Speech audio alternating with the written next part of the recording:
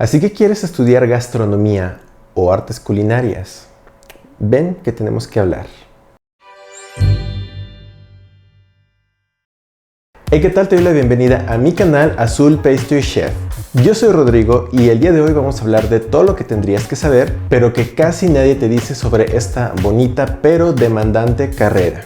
Si es que ya me sigues, seguramente recordarás que justamente mi primer video y el más visto habla de este tema, es cosas que deberías de saber antes de estudiar gastronomía, pero eso ya fue hace 3 años. Evidentemente las cosas han cambiado durante ese tiempo. Yo regresé a la universidad a dar clases y bueno, han sucedido varias cosas que creí prudente actualizar mi opinión y estos datos que me gustaría hacerte saber si es que te gusta esta carrera. Pero bueno, ya, vamos a comenzar. Primero que nada tenemos que hablar sobre los costos.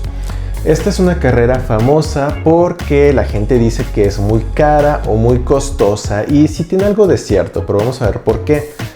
Para empezar, independientemente de dónde estudies y de cuánto te cueste la colegiatura, que puede variar mucho, por cierto, puede costarte desde 2,000 pesos al mes hasta 15,000 pesos, depende de en qué escuela te quieras meter a estudiar. Pero dejando eso fuera, hay mucho material en el cual hay que invertir. Por ejemplo, ya había mencionado en otras ocasiones que tienes que invertir en tu uniforme. A veces viene incluido con lo que pagas de inicio en la escuela, pero independientemente de eso, lo ideal es que comiences a practicar y a trabajar. Entonces, además del uniforme de la escuela, hay que ir invirtiendo, a lo mejor no de inicio, pero poco a poco, en más uniformes, como filipinas, pantalones de cocina, mandiles, gorros, cosas por el estilo. Tip ahí, si es que quieres ir invirtiendo en esto, que sea filipinas y mandiles blancos y pantalón de mascota, que es como lo más común, lo más estándar que se va a utilizar en todas las cocinas. Yo sé que se ve muy bonita la filipina negra o de colores, digo, a mí me encantan, pero no en cualquier lugar te aceptan con esas. En algunas te piden específicamente que sean de esos colores, así que de inicio te recomiendo empezar por ahí y ya después te vas comprando otros tipos de uniformes ya a tu gusto para cuando tú trabajes por tu cuenta. Luego, además de invertir en el uniforme, pues hay que invertir en ciertos materiales, como por ejemplo tus cuchillos. No puedes ser un buen chef o buen cocinero si no tienes tu propio juego de cuchillos bien afilados y de buena calidad. Hay de varias marcas y de diferentes precios. No te aconsejo comprar de los más caros, que serían los Victorinox, por ejemplo. Ahorita que vas empezando, empieza con algo más accesible. Hay unos que venden en tiendas tipo de esas de bodegas, que pagas una membresía y puedes comprar. En esas venden a veces artículos para restaurantes y hay cuchillos de precios accesibles y de buena calidad. Y por último, hay que invertir en los insumos. Hay algunas escuelas que ya te incluyen los insumos, es decir, la materia prima o la comida que vas a utilizar para tus prácticas dentro de la escuela, pero muchas otras te piden que tú lo consigas aparte. Aquí ambas situaciones son buenas y malas. La parte positiva de que tú tengas que comprar los ingredientes es que es parte del aprendizaje, que tú aprendas por una parte dónde conseguirlos, a comparar precios, conseguir distintos proveedores más allá de ir al supermercado, sino que vas conociendo cómo buscar en los mercados locales o cómo conseguir proveedores específicos que te traigan la materia prima de otros lados, y eso la verdad es un aprendizaje muy positivo. Por el otro lado, es muy cómodo y sí es muy bueno que la escuela te proporcione el material, pero eso incrementa el costo de la colegiatura y ya no tienes tanta facilidad o tanto contacto con los proveedores, y eso a la larga pues te puede ser un poquito más tardado de que lo aprendas después. Pero cualquiera de las dos formas te va a implicar un costo extra de lo que tienes que comprar y lo que tienes que gastar estando en la Universidad de Gastronomía.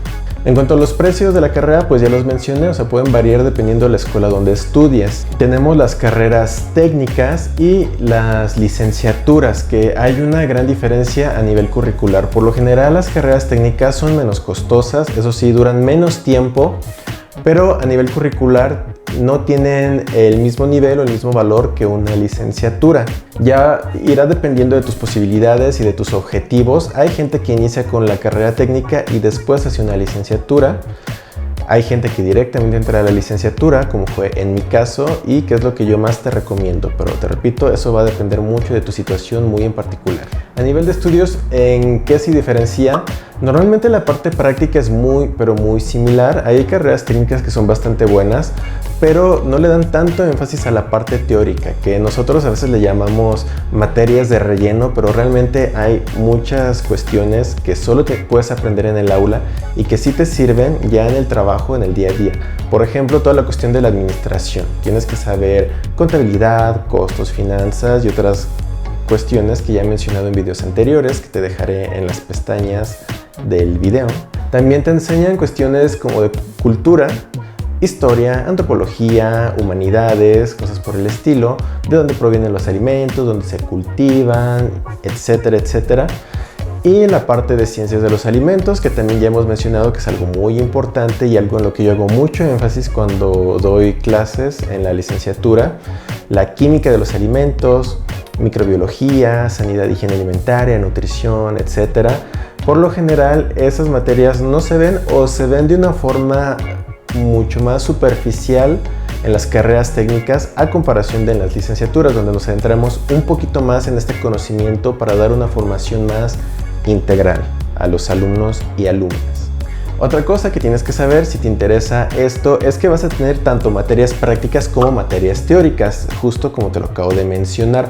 Mucha gente piensa que al estudiar gastronomía, como es una carrera, una disciplina muy práctica, piensan que solamente es ir a cocinar y ya, cuando no es así. De hecho, en muchas de las escuelas, durante los primeros cuatrimestres, o al menos el primer cuatrimestre o semestre, apenas si entras a la cocina. Generalmente le da mucha prioridad a la teoría antes para que te vayas acostumbrando poco a poco al ritmo de trabajo. Al menos donde yo trabajo empiezan con panadería, cocina prehispánica y bases culinarias, que son materias muy ligeras, por decirlo así, en cuanto a la práctica, y todo lo demás es teoría. Y conforme vas avanzando se va invirtiendo y tienes más clases de práctica y menos de teoría, pero siempre van a ir de la mano. Te repito que son muy importantes. En cuanto a las tareas y exámenes, también mucha gente pregunta y hace chistes y memes de que te dejan de tarea hacer pozole o cosas así, o en qué semestre te enseñan a cachar la piña de los tacos al pastor. En realidad es como cualquier otra escuela y cualquier otra disciplina. Para la cuestión teórica te dejan tareas teóricas, hacer lecturas, resúmenes, cuestionarios, cosas por el estilo, o investigar de algún tema. Y en las materias prácticas también se dejan tareas teóricas, no prácticas. Al menos en mi caso, yo que imparto materias de repostería y de cocina dulce, yo siempre les dejo a mis alumnos lecturas de química de alimentos, específicamente enfocados a la cuestión de la repostería, obviamente. Por ejemplo, en el primer cuatri siempre les pongo lecturas acerca de el azúcar, para que entiendan qué es el azúcar, de dónde se obtiene, qué propiedades tiene, porque el azúcar no es nada más el azúcar de mesa en polvo, sino que los azúcares son diferentes sustancias que se encuentran o que consumimos generalmente. Ahí podemos englobar la miel, que contiene fructosa, o la leche, que contiene lactosa, que es otro tipo de azúcar, y cosas por el estilo. Entonces, pues yo les dejo muchas lecturas de este tipo para que comprendan cómo funciona el azúcar. Posteriormente les dejo lecturas acerca del huevo, que entiendan cómo funcionan las claras, cómo funcionan las yemas, la harina, los almidones, etc. Entonces, sí vas a tener tareas y sí van a ser teóricas en la mayoría de los casos, independientemente del tipo de materias que llevas.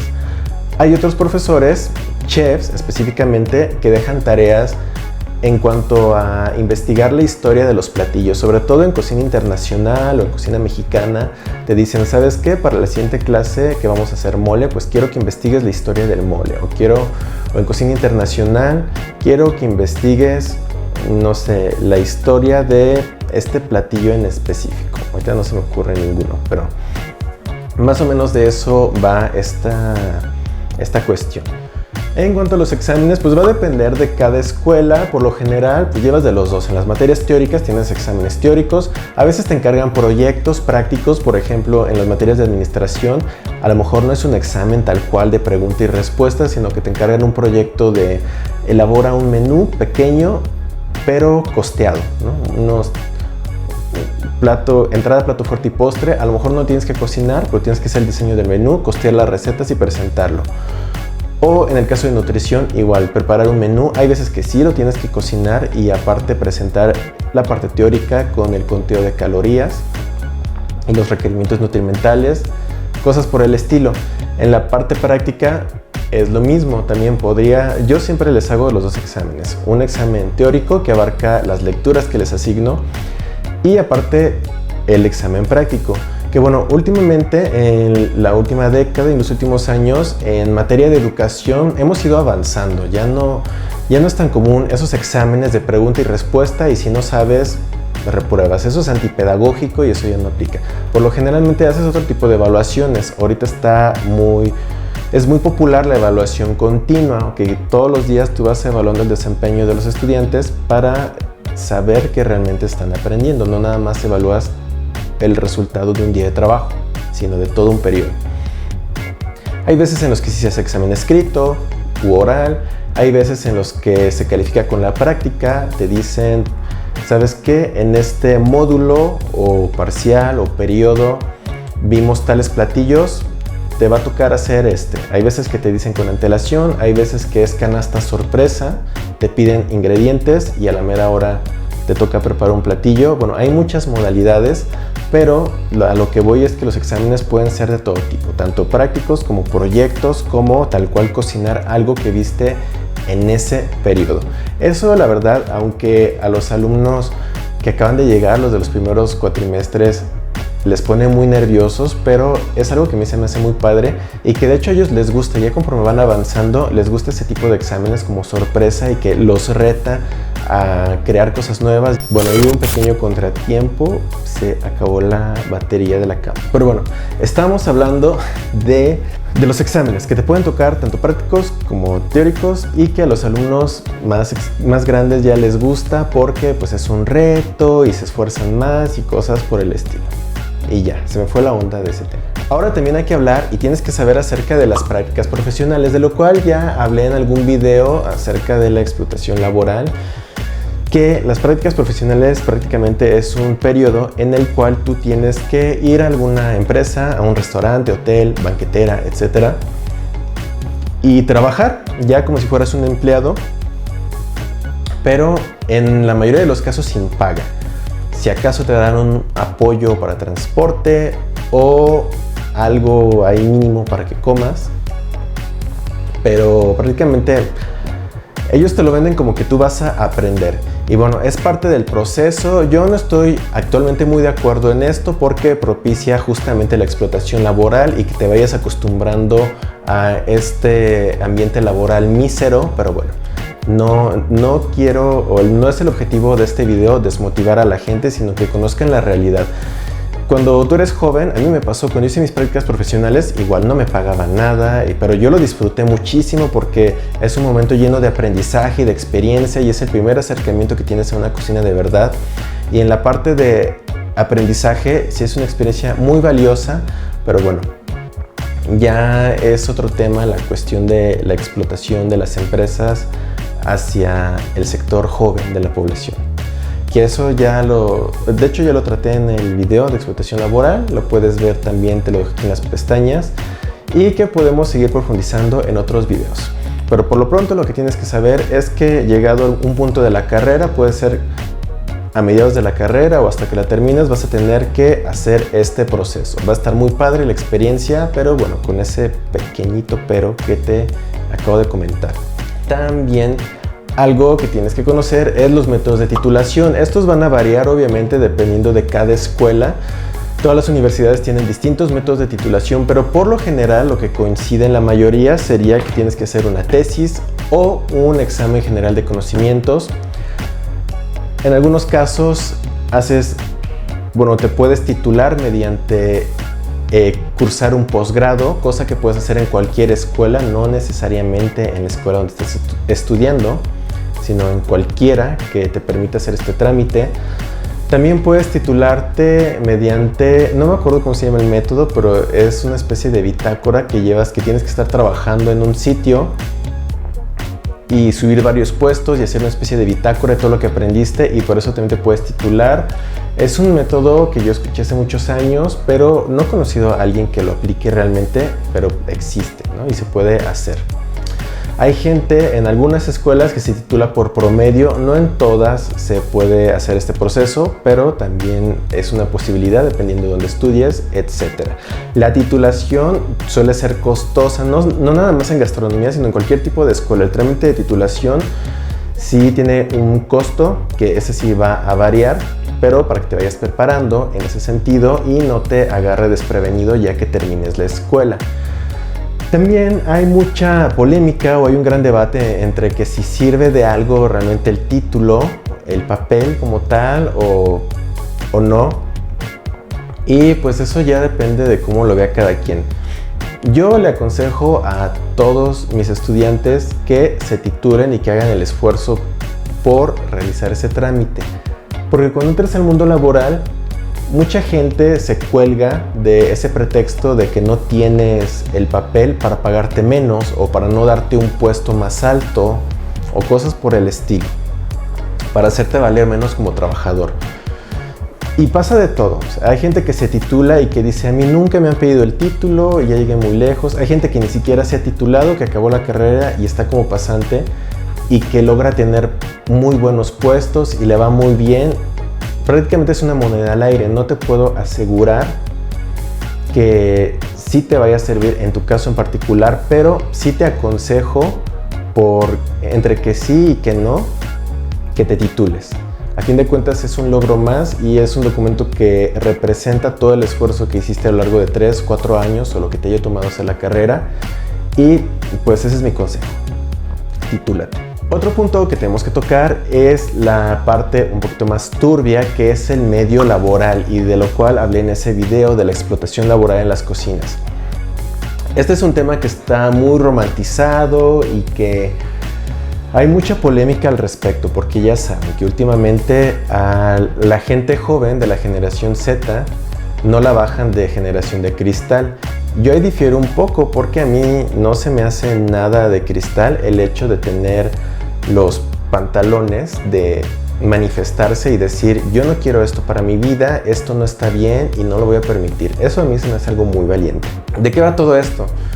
Pues de que el medio laboral en alimentos y bebidas en México es horrible, es miserable. Y probablemente en Latinoamérica también. Si me ves de algún otro país de Latinoamérica, hazme saber en los comentarios cómo está la situación en ese aspecto. Los salarios son muy bajos, hay robo de propinas. Las propinas, recordemos que es una aportación voluntaria del cliente cuando considera necesario o cuando le nace reconocer un buen servicio. Hay restaurantes que te castigan con propinas, que si llegas tarde te quito propinas. Eso se le llama robo de propinas. No se puede hacer. Las propinas ni son una prestación y ni siquiera las puede tocar la empresa, el restaurante o el hotel, lo que sea, porque es algo que va directamente del cliente al trabajador. Hay muchas irregularidades, hay empresas, eso sucede en todos los ámbitos, pero obviamente aquí nos estamos enfocando a alimentos y bebidas, a la industria de la gastronomía. Hay empresas que te hacen firmar hojas en blanco o de plano te hacen firmar tu renuncia desde el primer día que llegas, para en el momento que te quieran correr, te pueden hacerlo y pagarte lo mínimo. Hay gente que no te da de alta en el seguro social o te da en todo caso con el mínimo.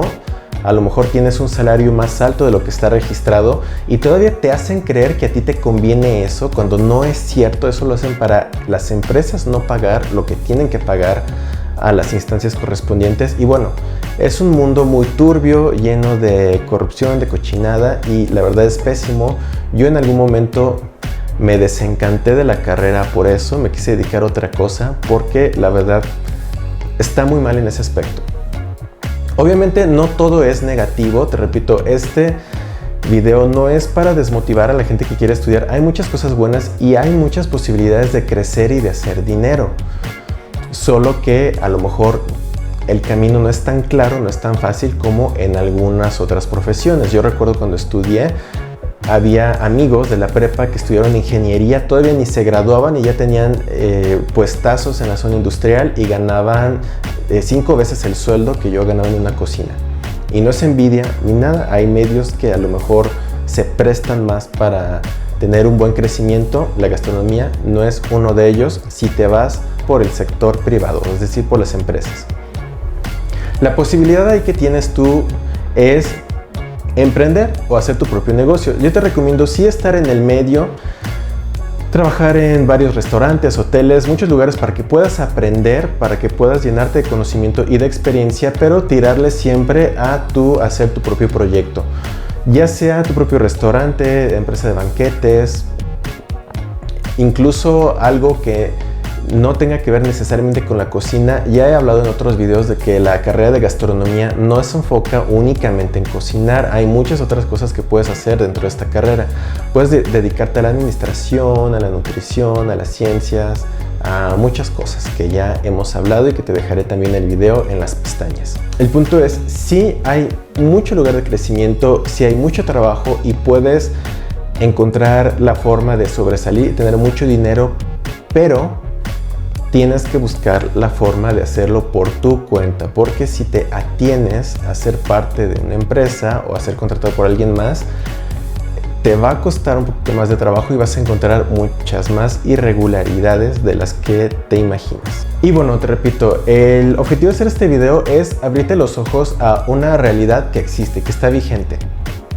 Actualmente hay gente que está alzando la voz en todos estos temas que ya te comenté, de la explotación laboral, las irregularidades, de los patrones, etc.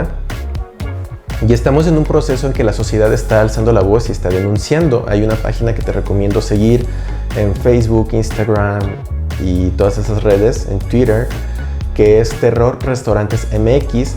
También hay otra que se llama la de RH, que habla de cuestiones laborales en general, no específicamente de gastronomía. Te recomiendo seguirles para que estés al tanto de los artículos de la Ley Federal de Trabajo, de qué hacer en caso de despido injustificado y esas cosas. Recuerda que el conocimiento es el arma más grande que tenemos para defendernos del mundo. Y bueno, en lo que ocurre este proceso de denuncia y de cambio, ya muchas empresas han sido expuestas y están haciendo ciertos ajustes en su forma de trabajar, pero por lo mientras lo que nos toca es seguir trabajando, seguir echándole ganas y salir adelante. Te repito que el objetivo no es desmotivarte, al contrario, quiero que sepas bien a qué es a lo que te vas a enfrentar y que tengas todas las herramientas para hacerlo de la mejor manera y que puedas crecer como un profesional de la gastronomía en cualquier ámbito que te quieras especializar. Muchas gracias por ver este video. Recuerda darle un me gusta, compartirlo si crees que le puede servir a alguien más, suscribirte sobre todo y nos vemos a la próxima. Bye.